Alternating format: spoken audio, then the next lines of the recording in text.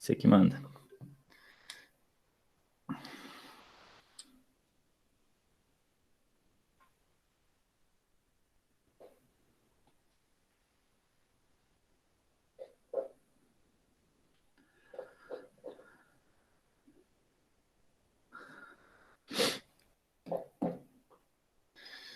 Aí, tá gravando, pode ir. Beleza. Então vamos lá, da sequência à aula, né?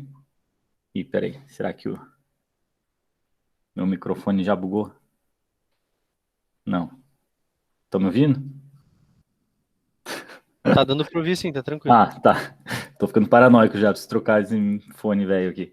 Então vamos dar sequência aqui e falar um pouquinho sobre, continuar falando sobre o QRS, né? Naquela ideia da interpretação do elétron seguir uma ordem lógica e sistemática, né? No QRS a gente vai ver basicamente quatro coisas, né? Então, o eixo do QRS, a gente discutiu na aula passada. Então, o QRS ele vai ter que ter a morfologia positiva, predominantemente positiva, né? Em D1. Então, o QRS tem que ter positivo em D1. Ele tem que ser positivo em D2, de maneira resumida. Se ele for positivo em D1 e D2, o eixo do QRS está normal. Então, eixo. Segundo aspecto, a gente falou sobre a amplitude do QRS, né? Então, as alterações de baixa amplitude, as alterações de grande amplitude, que vão fazer sobrecarga ventriculares. A gente vai falar hoje sobre alterações na duração. O QRS, ele tem, normal, ele tem até 3 quadradinhos, ou 120 milissegundos. Tá? E daí, quando tem alteração na duração, geralmente é algum tipo de bloqueio, tá? E na sequência, a última alteração, a gente vai falar sobre morfologia, né? Morfologia do QRS. Vai ser uma continuidade dessa aula, que a gente vai falar hoje sobre bloqueios tronculares, que é o bloqueio de ramo esquerdo e o ramo direito. E na sequência, a gente vai falar sobre bloqueios fasciculares, que não vão causar alteração na duração do QRS, mas vão causar alteração na morfologia, vai desviar o eixo, é um pouquinho mais chato de entender. E dentro dessa última parte do QRS, eu vou falar sobre áreas eletricamente inativas, né? Então, onda Q patológica e tudo mais. Então, o que a gente tem que observar de maneira sistemática quando a gente vai avaliar o QRS. A gente vai olhar o eixo, eu vou olhar a amplitude, eu vou olhar a duração e vou olhar a morfologia, procurando áreas eletricamente inativas, alterações da morfologia que possam sugerir algum bloqueio fascicular, tá? Isso é dentro daquela análise mais completa do eletro, né? A gente vai começar pela identificação do paciente, pela padronização do eletro, daí ritmo e frequência, análise da onda P, intervalo PR, e daí a gente vai para o QRS. QRS, pá. Depois a gente vai falar sobre segmento ST, onda T e intervalo QT corrigido, tá? Então estamos quase, aí talvez mais algumas aulinhas aí, acabando. Minha cachorra tá para lá e para cá. Então, para falar de bloqueios, não tá fazendo barulho, espero. Para falar de bloqueios de ramo, alterações na duração do QRS, a gente tem que entender um pouquinho sobre a anatomia de como se dá a propagação no coração, né? Então, a gente sabe lá que sai no nó sinusal. Ô, minha cachorra. Cachorra, para! Aí se propaga para o nó AV, né? Despolarizando o átrio direito e depois o átrio esquerdo.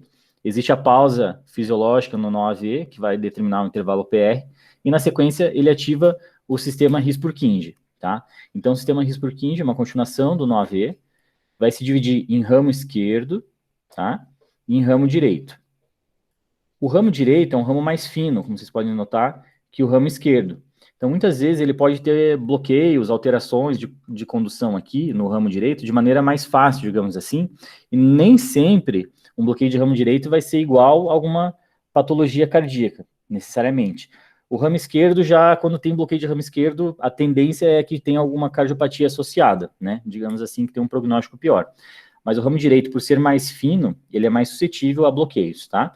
Existem divisões aqui que são documentadas. O Brasil tem vários estudiosos assim dessa parte de subdivisões do ramo direito, mas na prática clínica é bloqueio de ramo direito, não importa muito as subdivisões dele, tá? Diferente do ramo esquerdo, que é importante as subdivisões. A divisão antero-superior, então aqui DAS, né? Ficou meio ruim, cachorra. A divisão anteromedial e a póstero-inferior, tá? Então, são as 3 subdivisões do ramo esquerdo.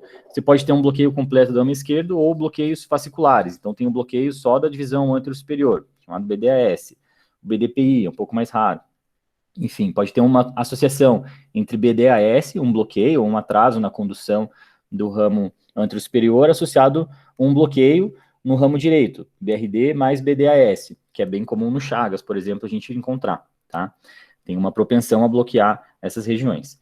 Então, a gente tem que saber que desce aqui no NOAV, existe esse tecido especializado de condução que vai fazer com que desça rápido o estímulo e o QRS fique estreito.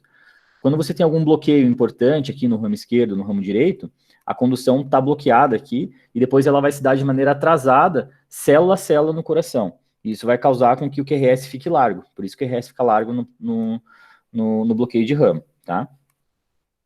Então, de maneira bem objetiva, você tem que saber que existe o ramo esquerdo, ele tem essas 3 subdivisões, antero-superior, antero-medial, póstero-inferior e o ramo direito. Então, antes de ficar falando aqui só sobre alteração eletrocardiográfica, eu queria dar um pouquinho de clínica para vocês, tá? Qual a importância disso e tudo mais. Então, quando tem algum tipo de alteração na propagação intraventricular, isso vai alterar principalmente a duração do complexo QRS, que é o tópico da nossa aula. Essas alterações, elas podem ser permanentes, ou elas podem ser intermitentes. Por exemplo, elas podem ser frequência cardíaca dependentes. Então, o paciente ele faz uma taquicardia e faz um BRE durante a taquicardia, e depois ele controla a frequência e melhora. E também bradicardia também pode causar alterações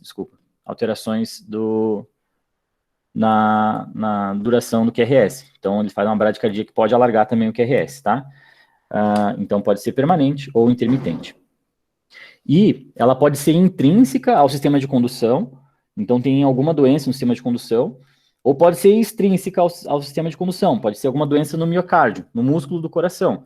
Seja essa doença uma fibrose, uma necrose, alguma calcificação, doenças infiltrativas, pode ser doença isquêmica, isso pode alterar a duração do QRS também. Então, pode ser uma doença só do sistema de condução ou alguma doença do miocárdio propriamente dita. Tá bom?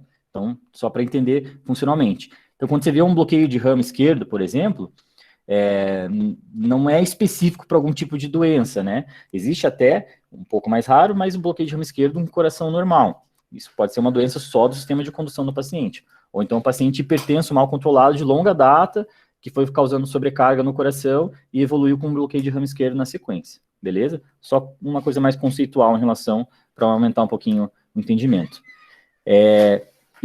Então, qual que é a importância clínica, né? Você pega um paciente lá com bloqueio de ramo. Então, nossa, o que isso significa, né? Vai depender do tipo de bloqueio, né? Então, o ramo direito, digamos que é um pouco mais benigno dentro de certos contextos, né? Principalmente se o paciente tem um coração estruturalmente normal, o bloqueio de ramo direito pode ser algo benigno, sem impactar o prognóstico do paciente, mas vai depender muito da doença cardíaca subjacente. Então, tem paciente que tem uma doença, uma cardiopatia, uma estenose aórtica importante e um BRE, estenose aórtica importante, sintomática, com dor torácica, síncope e dispneia, tem um prognóstico bem ruim, pela estenose aórtica, não tanto pelo bloqueio de ramo esquerdo, mas o bloqueio de ramo esquerdo, nesse caso, ele confere um pior prognóstico, com certeza. A gente sabe que quando tem bloqueios bifasciculares aqui, então o ramo, o antero-superior, o bloqueio divisional antero-superior, associado a um bloqueio de ramo direito, o paciente pode evoluir com mais chance para BAVT, né? Principalmente se ele tiver algum sintoma. O paciente vem com síncope, aí você faz um eletro, tem BRD e BDAS. Puta, o cara já tem doença em 2 ramos ali, se ele fizer um pouquinho mais de bloqueio nos outros ramos, ele pode fazer um BAVT, entendeu? Então, muitas vezes esses achados eles podem antecederem o paciente que vai precisar no futuro um marca-passo. Agora, o paciente que ele faz um bloqueio de ramo esquerdo completo e depois bloqueio de ramo direito, num outro dia, esse daí é muito maior risco para fazer um bloqueio total. Então, em algum momento, ele pode bloquear os 2 ramos e não conseguir transmitir o estímulo elétrico lá do NOAV, e ele entra em assistolia até um ritmo ventricular assumir, enfim, ou às vezes não assume, né? Então, o bloqueio de ramo alternante, hora BRE, hora BRD, é um prognóstico muito pior, eventualmente pode até indicar um marca-passo direto. Em relação a risco de morte súbita, né? A gente sabe que muitas mortes súbitas não são causadas necessariamente por BAVT, mais frequentemente causadas pela TV ou FV, né?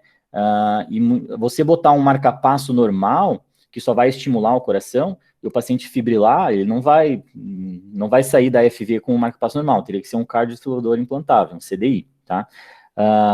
Mas ele pode aliviar sintomas se o paciente tiver síncope, por exemplo, ele tem um BRE e eventualmente ele faz um bloqueio total e faz síncope. O marca-passo vai ajudar nisso, mas caso ele faça uma TV, FV, que vai ser a principal causa de morte súbita, nesses pacientes com cardiopatia geralmente associadas, não vai prevenir o marca-passo normal, tá?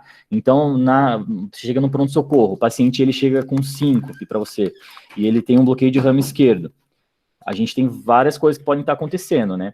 Desde o paciente ter uma valvopatia estrutural com baixo débito, uma estenose aórtica, por exemplo, mas dentro do subramo de causa de síncope aqui de arritmia, ele pode estar fazendo ou uma BRAD, um BAVT, né? Ele tem uma doença já no sistema de condução, ou ele pode estar fazendo uma TV não sustentada, evoluindo até como FV, eventualmente. Aqui, você pegar esse paciente com BRE e síncope, só botar o marca-passo, você pode errar, né? Porque se ele tiver uma TV e uma FV, ele precisaria do CDI, que é o cardiodesfibrilador implantável.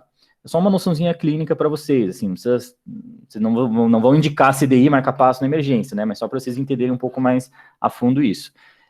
Então, muitas vezes, esse paciente com BRE 5 precisa fazer um estudo eletrofisiológico, que eu vou entrar lá no coração dele e estimular para ver se eu consigo induzir a arritmia, ou se ele só tem bloqueio mesmo, e pode ser só uma marca-passo simples. Não é caso a caso, né? Mas só para vocês saberem que o paciente com BRE, nem necessariamente ele está evoluindo com BAVT, às vezes ele está fazendo uma TV com uma frequência muito rápida e está sincopando por baixo débito também, tá? Então tem que tomar cuidado com esse diferencial. Até 30%, 50% dos casos aqui, o Brown, que é a nossa referência de cardiologia, fala que pode ser encontrado, tá? Apesar que o prognóstico muito associado ao bloqueio de ramo, seja desvio da função miocárdio, ciência cardíaca, tá, aqui acho que já falei. Então tá, agora dividindo um pouquinho mais em relação à importância clínica de cada ramo, né? Importância clínica de quando se encontra um BRD. Como eu falei, ele é um pouco mais benigno, digamos assim, ele pode ser idiopático, então eu sempre vou querer ver um ecocardio para ver se o paciente tem alteração estrutural ou ele só tem essa doença mesmo. Se for um paciente com coração extremamente normal, nada, isso aqui dá um bom prognóstico. Pode ser secundária a alguma doença degenerativa, calcificação do sistema de condução, pode ser algum tipo de fibrose do sistema de condução. Doença de Chagas, então, sempre lembrar de BRD com Chagas, tá? Existe essa associação, principalmente, como eu já falei, BRD mais BDAS. Pode ser secundária a algum grau de lesão valvular aórtica.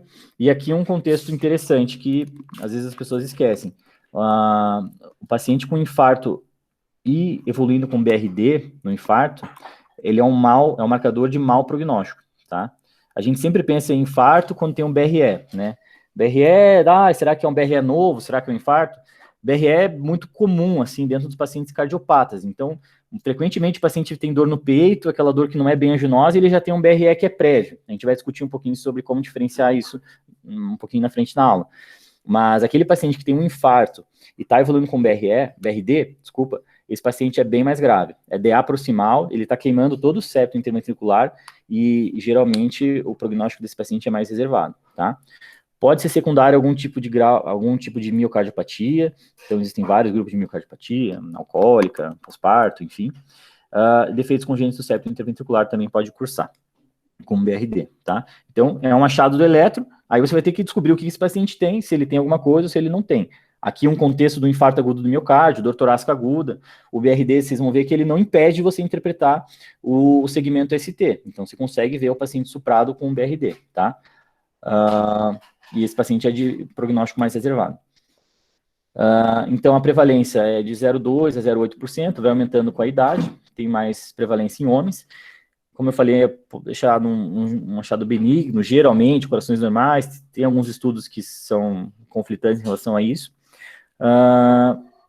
Mas quando o paciente tem doença cardíaca, o BRD já é um preditor de doença mais avançada, tá? Acho que eu já falei isso aqui.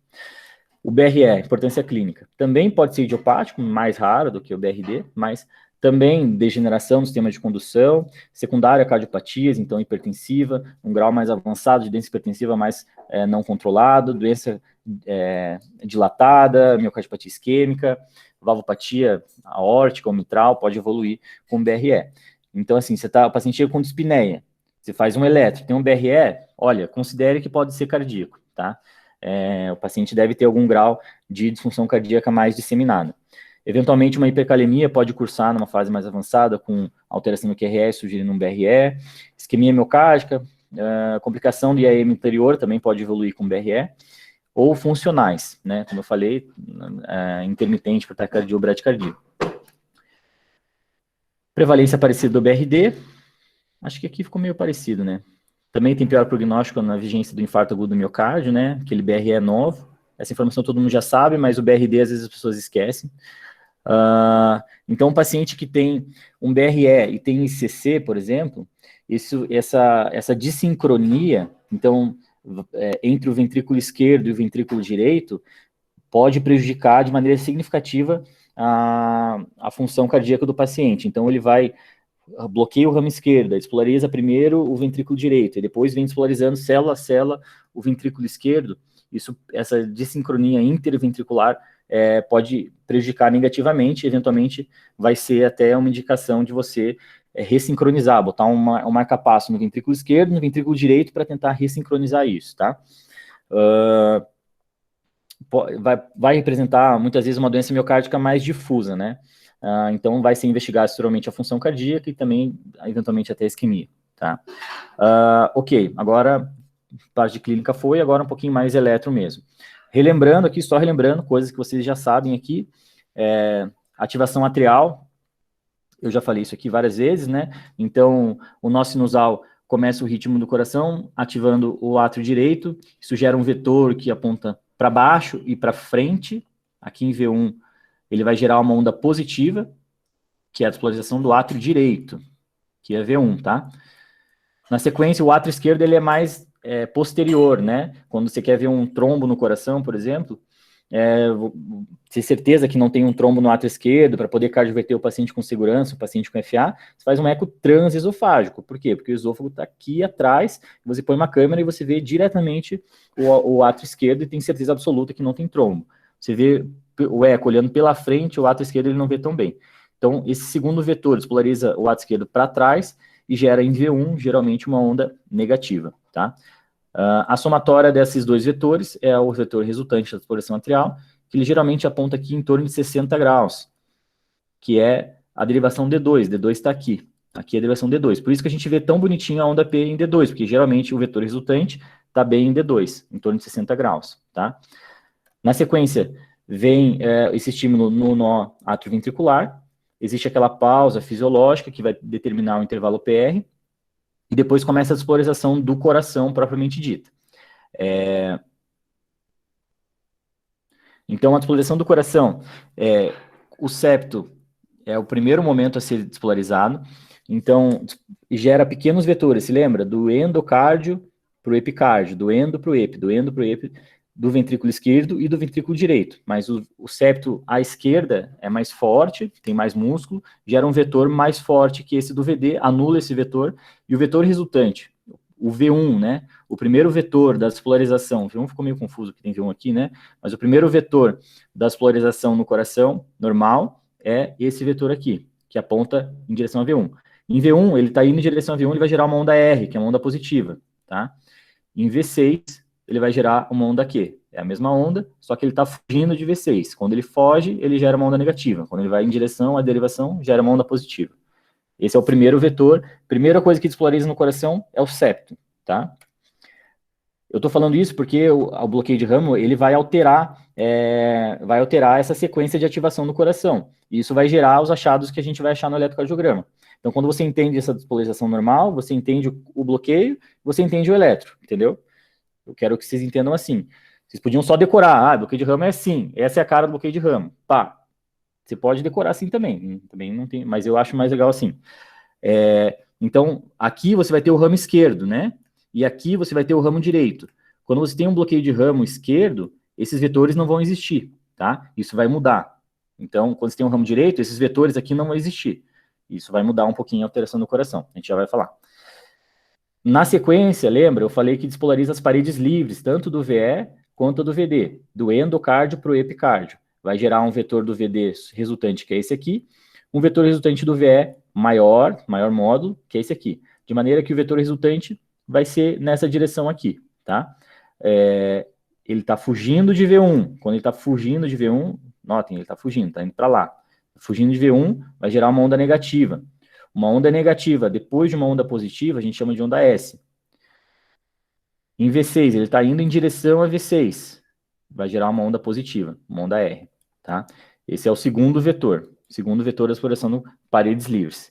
E por último, expolariza as paredes basais do coração, gerando esse vetor aqui em vermelho. Tá? Esse vetor em vermelho aqui, em relação a V1, ele está perpendicular, né? Ele forma um ângulo de 90 graus.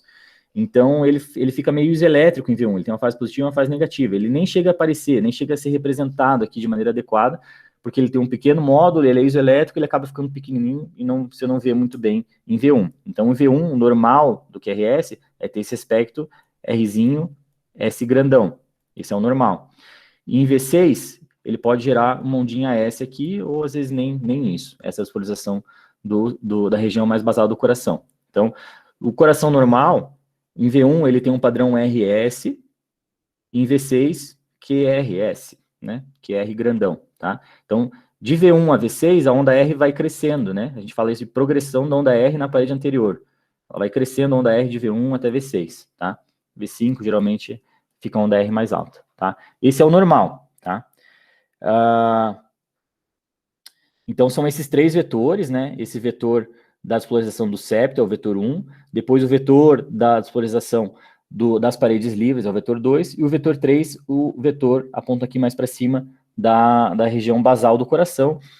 Existe um método que chama-se vetocardiografia, que gera essas alças vetocardiográficas, mas eu não vou entrar no mérito dessa discussão, mas é bem legal você entender isso aqui, que isso amplia bastante o seu entendimento do elétron, né? Mas é mais ou menos para onde estão dirigindo essas forças aqui, né? Ele gera essa alça para cá, depois ele vem para cá, e depois ele vem lá para lá, né?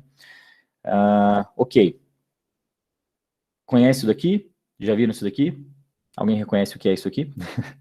Então, isso aqui é um bloqueio de ramo direito, né? Quem já vê eletro, já conhece, bate o olho e já reconhece. Então, o que tem de alterado aqui, né? Você vê que ele tem um QRS meio bizarro, assim, né? Quem não conhece eletro, olha isso aqui, meu Deus do céu, que coisa feia, né? Manda pro cardio lá. Principalmente quando tem um ataque cardíaco. Mas FA com um bloqueio de ramo é a coisa mais... Nossa, todo mundo fica desesperado. Mas notem, a gente vai ver que o bloqueio de ramo, ele vai ter um QRS largo, né? Então, ele tem mais do que 3 quadradinhos aqui, do seu início até o seu final, tá? E ele vai ter uma alteração da repolarização aqui, V1, V2, V3. O segmento ST, ele tá alinhado aqui, né? Ele não tem um infra importante. Aqui até tem um infrazinho, né? Mas aqui em V3 já não tem, tá? Em V1 e V2 ele fica meio alterado, mas em V3, V4, ó, o segmento ST tá bonitinho. Por isso que eu falei, infarto anterior, você consegue diagnosticar aqui no BRD, tá? Agora vamos entender essas alterações morfológicas e por que elas acontecem dessa maneira. Mas as principais alterações morfológicas são essas daqui, tá? O QRS vai ser largo, mais do que 3 quadradinhos. Em V1, ele vai ter essa onda R ampla aqui, a segunda onda R. Então, ele tem uma onda R pequenininha, uma onda S, e depois ele tem uma onda R mais gorda aqui, assim, né? Essa é uma característica do BRD.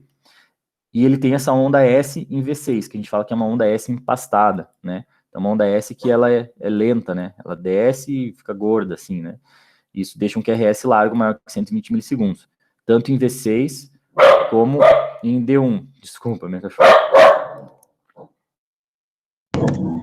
Ixi, será que o microfone bugou? Alô? Estão me ouvindo?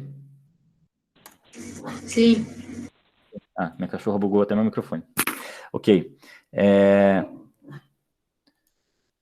Então, no bloqueio de ramo direito, o que acontece, né? Então, assim, o ramo direito, ele não tem aqueles vetorzinhos, né, que apontam aqui para cima.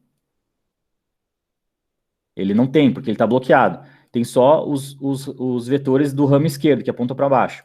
Nossa, ficou horrível. Então, o vetor resultante vai ser os vetores do ramo esquerdo. Vai ser esse mesmo vetor que é aquele primeiro vetor normal. Isso vai gerar em V1 uma onda Rzinha pequena, que é essa daqui. Nossa, tá feio aqui o negócio. Tá? Então, bloqueia a ativação do septo do lado direito, mas isso não muda muito inicialmente, porque quem ganhava era o ramo esquerdo, né? Ele tinha aqueles vetores e o vetor resultante é esse aqui, tá? Então, ele vai gerar uma onda R aqui, que é a ativação do septo à esquerda. Então, ele vai estar ativando do lado esquerdo do coração primeiro. Então, bloqueado o ramo direito, começa a ativar o lado esquerdo do coração. Na sequência, ativa a parede livre do coração do lado esquerdo, tá? Vai gerar esse vetor aqui, que é aquele segundo vetor normal. Então, em V1, não muda nada. Vai ser essa mesma onda S aqui em V1, aquele padrão RS. Só que aí que vem a beleza da coisa. Aí, depois que ativa o coração do lado esquerdo, aí, de maneira atrasada, vai despolarizando célula a célula, atravessando o septo aqui, vai ativar lá o lado direito do coração. Tá? Então, gera esse vetor que ativou o lado esquerdo, aí começa a ativar o lado direito do coração. Gera esse vetor transeptal, que vai começar o início de uma nova onda R, ela está apontando a V1 aqui, né? Então, vai começar uma nova onda R, e, na sequência, ativa a parede livre do VD e a parede basal do VD, que também vai fazer uma continuidade da onda R. Mas é célula a célula, não é um tecido especializado de condução. Então, por isso que fica esse padrão RS, oh, meu Deus, padrão RS, que é o normal do coração, e depois um R' gordo, que é a ativação atrasada do coração do lado direito, tá? Entenderam? Então, ativa o septo à esquerda, normal, ativa parede livre, esse vetor está normal, vai gerar o padrão RS, e daí atrasado vai célula a célula despolarizando lá o lado direito do coração. Aí vai gerar um QRS largo numa fase mais tardia, que representa a despolarização do lado direito do coração, tá? Vai gerando esses vetores aqui que apontam em direção a V1. Por isso que ele gera uma onda positiva empastada em V1. RS, Rzão, linha. Uma R grande, né? Linha, né? Porque é uma segunda onda R, então a gente fala que é uma onda linha, tá? Isso em V1, né? Em V6, eu falei que ele faz uma onda S empastada, né? Uma onda S empastada. Então ele vai fazer aquele padrão de uma onda R gorda. O que é essa onda R empastada aqui em V6? É a mesma onda R linha aqui em V1. Essa onda R empastada é essa onda S empastada em V6. É o mesmo vetor que está fugindo, esses vetores que estão indo em direção ao VD para cá, eles estão fugindo de V6 aqui. E estão gerando em V6, em D1, em AVL, eventualmente, essa onda S empastada, tá? Então, um achado do BRD, ele inicialmente, despolariza o septo do lado esquerdo, despolariza a parede livre do ventrículo esquerdo, e depois, tardiamente, despolariza o VD, gerando uma onda R tardia, secundária, larga, né, por causa da despolarização célula a célula. Entrou o cachorro da vizinha aqui agora. Em V6 vai gerar essa onda S empastada aqui, tá? Em D1 também essa onda S empastada, que nada mais é que aquele terceiro vetor mais tardio, despolarizando o ventrículo direito. Beleza? Então, então você vai ter, de maneira mais formal, isso daqui é o que a gente pode decorar, digamos assim, resumir. O QRS vai ser alargado, vai ter mais do que 3 quadradinhos. Em V1 vai ter esse padrão RS, R', que às vezes ele varia um pouco, e de maneira importante você vai ter uma onda S empastada nas derivações D1, V5, V6, tá? Isso, como ele está despolarizando tardiamente, ele vai alterar também a repolarização, tá? Então, vai ter uma inversão da onda T na direção oposta ao QRS, tá? Então, você vê que tem o QRS aqui, a despolarização da onda T fica um pouco alterada, tá? No BRE altera de maneira mais significativa, no BRD não tanto, mas aqui entra o septal, tá bom? Então, esses são os achados clássicos do BRD. E o BRE? O BRE tem essa cara. Então, você olhou esse eletro aqui, tem que lembrar de BRE, tá? QRS largo, que não está tão largo, mas tem mais do que 3 quadradinhos do início do QRS ao final do QRS, tá? Um padrão negativo do QRS em V1 e positivo em V6, um aspecto de torre aqui com entalhe em V6, muitas vezes em D1 e AVL também, tá? São derivações, de novo, que olham mais ou menos a mesma região lateral do ventrículo esquerdo, tá? Então, essa é a morfologia geral do bloqueio de ramo esquerdo. E por que isso acontece? Vamos lá. Então, assim, desce o ramo direito aqui e o ramo esquerdo, ele está bloqueado, esse ramo esquerdo, tá? Então, ele não gera aqueles vetores que apontam para baixo aqui, né? Aqueles vetores não existem. O que existe é o vetor do septo à direita, que é esse vetor aqui que aponta para cima. despolariza o septo e depois despolariza a parede livre do VD, que gera esse vetor para baixo aqui. E muitas vezes esses vetores se anulam. Acaba que esse primeiro momento pode se anular esses dois vetores, tá? Aí, na sequência, vem a ativação tardia do lado esquerdo do coração, gerando esse vetor que vai para aquela direção, fugindo de V1, tá? Ele foge de V1, então, em V1, você vai ter, inicialmente, às vezes você vê uma onda Rzinha pequenininha, que é esse início da despolarização do septo direito e do ventrículo direito, a parede livre, ou às vezes você não vê nada, vê direto uma onda Q, que é, vem uma onda R, e depois uma onda S, que é a despolarização do septo lado indo para o coração esquerdo. Então, despolarizou o lado direito do coração, e daí célula a célula vai despolarizando o lado esquerdo do coração. Em V1, vai gerar um padrão QS, muitas vezes, um Q amplo, ou RS, com uma R pequenininha, e o QRS largo, né, que é aquela despolarização célula a célula, transeptal, transmiocárdica, né, célula a célula vai despolarizando. A parede livre também do VE na sequência, esse é o vetor do septo, da parede livre, e a parte superior do septo aqui, mas de maneira que fica uma onda em V1 basicamente negativa, né, que é aquela ativação do VE tardiamente, e em V6 vai ser uma onda positiva, né, essa despolarização tardia, essa despolarização tardia aqui do septo, que vai para lá, está indo em direção a V6, depois polariza a parede livre, também está indo em direção a V6, então ele vai formando uma onda negativa em V1 e positiva em V6. Nossa, acho que eu confundi mais vocês desenhando aqui, desculpa. Ok? Não quero saber, não entendi porcaria nenhuma. Beleza, mas um dia, se você quiser, está registrado a ativação. Tem aquela sequência de ativação, que é os dois septos ativando junto. Quando você bloqueia uma via, muda esses vetores e vai gerar essas alterações. Mas, preciso decorar isso? Não, não precisa. Mas é assim que a gente vai encontrar, é por isso que você vai gerar esses achados no eletrocardiograma, tá? Então, aqui mais uma amostra no bloqueio de ramo direito, RS, Rzão linha, tá? Tem mais do que 3 quadradinhos, altera a repolarização. Você vê que em V2 aqui a repolarização acabou nem alterando, né? Em V6 você tem aquela onda S empastada, que nada mais é do que essa onda R empastada em V1, essa onda S empastada em V6, onda S empastada também em D1, ok? Bloqueio de ramo direito. Então, o bloqueio de ramo esquerdo tem que ter o QRS alargado, mais do que 3 quadradinhos, tem que ter. Vão ter ondas R's alargadas e monofásicas em D1, V5 e V6, que são os vetores que estão despolarizando tardiamente o ventrículo esquerdo. Então, em direção ao ventrículo esquerdo, vai ter que ser onda positiva nessas derivações que olham o ventrículo esquerdo, que são as derivações laterais. E vai ter ausência de onda Q em V5 e V6. Então, por que tem ausência de onda Q em V5 e V6? Lembram lá, aqui é o septo, parede livre do VE, parede livre do VD.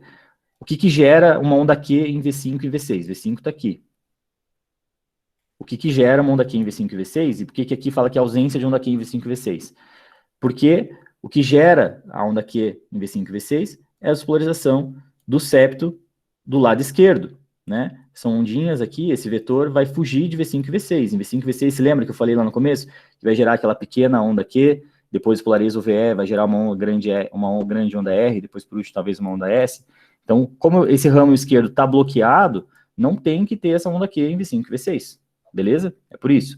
E como a despolarização do coração está toda atrasada, a repolarização também vai estar atrasada. Isso vai gerar alterações do segmento ST, alterações da onda T. Frequentemente as pessoas olham esse eletro e falam que o paciente está suprado, né? Elas não percebem que o paciente está com bloqueio de ramo esquerdo, e essa alteração da repolarização é normal do bloqueio de ramo esquerdo, tá? Vai ter um infra aqui de V5 e V6 também, né? D1 e EVL, tá? Então vai ter alterações secundárias da repolarização. Não entendi nada. Olha esse slide. É isso que você vai ter que decorar, tá? Ramo direito, bloqueio de ramo direito. QRS largo, mais do que 3 quadradinhos, predominantemente para cima, tá? QRS predominantemente positivo, para cima, tá? Isso em V1, olha só V1. O BRE, QRS largo, QRS predominantemente negativo. Aí tem aquela decoreba, né, que você está dirigindo, o BRD, você dá a seta para cima, né? Você quer virar para a direita, você dá a seta para cima. Você quer virar para a esquerda, você dá a seta para baixo, tá? Então, se o QRS estiver para baixo, alargado, é BRE, né? De maneira bem mas assim que eu aprendi, né? Para baixo é BRE, para cima é BRD, tá? Em V6 vai ter essa onda S empastada, em V6 o BRE vai ter essa onda em torre com esse entalhe, mas agora vocês entendem o porquê que ele tem isso, tá? E quando o paciente tem um BRE e dor torácica, né, o que eu faço? Existem os critérios de Sgarbossa, que são bem clássicos já, para a gente tentar descobrir se o paciente está isquêmico ou não, tá? Então, o paciente chega com uma dor torácica e tem um BRE. Será que é um BRE só porque ele é um hipertenso mal controlado? Já é um fator de risco para DAC também? Fico meio sem saber o que fazer. Ou será que é um BRE novo, né? Ter certeza que é novo só se você tiver um eletro prévio anterior, né? E tem esses critérios que ajudam. Então, o BRE, ele vai ter sempre um supra que é discordante do QRS. Então, o QRS é negativo, predominantemente, o supra é positivo. Quando esse supra é muito bizarro, aqui mais do que 5 milímetros, ele vai pontuar 2 pontos no critério de Sgarbossa, tá? E quando ele tem mais do que 3 pontos, você pode considerar isso como uma síndrome coronariana com supra, tá? Aí você vai encaminhar esse paciente para o CAT como se fosse um supra desnivelamento do segmento ST. Ele pode ter um infarto sem supra e ter um BRE, mas enfim, aqui você agiria como se fosse um supra, quando ele faz que mais 3 pontos. Mas notem que isso aqui só dá 2 pontos, então isso aqui sozinho ele não vai pontuar para ir para o CAT, tá? Mas chama atenção. Se ele tiver um supra concordante, aqui ferrou, tá? Aqui, 5 pontos. Então, concordante com complexo QRS em qualquer derivação, aí é 5 pontos. Aqui é supra desenvolvimento do segmento ST. Porque o BRL faz um supra, ele faz uma alteração do segmento ST discordante com o QRS. Quando é concordante, mau prognóstico.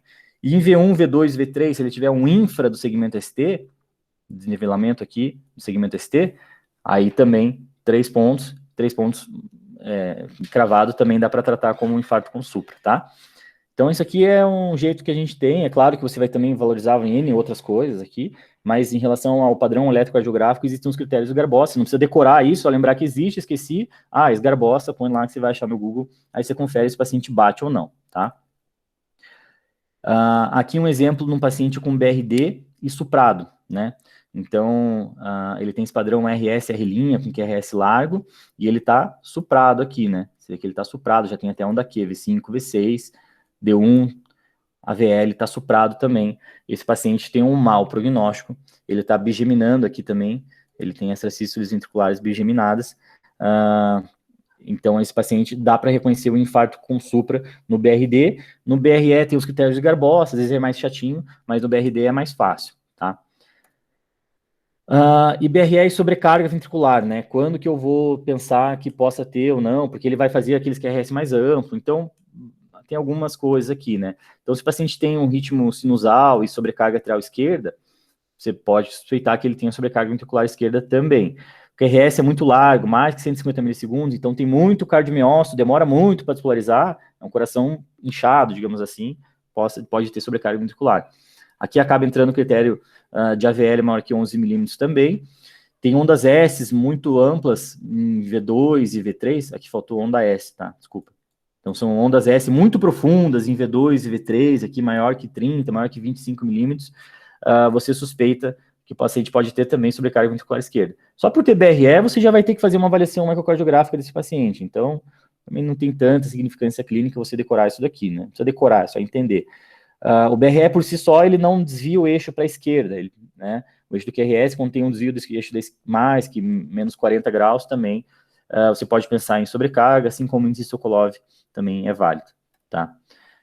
Então aqui eu botei um BRE, né? Notem que o QRS é largo, em V1 ele é negativo, em V6, ficou meio bizarro aqui em V6, né? Mas em D1 tem um aspecto aqui positivo, meio que em torre, né? E o que chama atenção, onda S muito profundas aqui em V2 e V3. Outra coisa, que o BRE ele pode ter esse aspecto QS, tá? Até V1, V3, até V4, e não necessariamente isso daqui significa área eletricamente nativa, que vai ser o tema da próxima aula, tá? Então não quer dizer que o paciente tem um infarto antigo, pode ser só pelo BRE, eventualmente aquele primeiro vetor da polarização do septo à direita e da parede livre à direita, ele não aparece, e depois vai só o vetor que vai polarizando o ventrículo mais tardiamente e faz uma onda Q, um padrão QS aqui, não necessariamente significa área eletricamente nativa, tá bom? Era isso, galera. Ufa, será que hoje foi rápido? Dúvidas? Desculpa a cachorrada aí, o cachorro do vizinho invadiu. Foi uma aula, assim, eu queria falar um pouquinho dessa despolarização, porque é meio que dentro da ideia do curso que eu estou dando, assim, pra vocês entenderem o eletro como um todo. Não precisa decorar, eu acho que só de ver uma aula você nunca vai aprender 100%, você tem que sempre estar vendo e revendo, estudando, mas você entendendo o negócio fica um pouco mais fácil, talvez. Tem dúvidas? Então tá bom, galera. Muito obrigado pela presença de todos. Seguimos na próxima quinta-feira. Pode ser às 8 de novo, tá bom? Vamos ver. Cadê os R1 do Isa? Nenhum aqui, hein? Só a Letícia.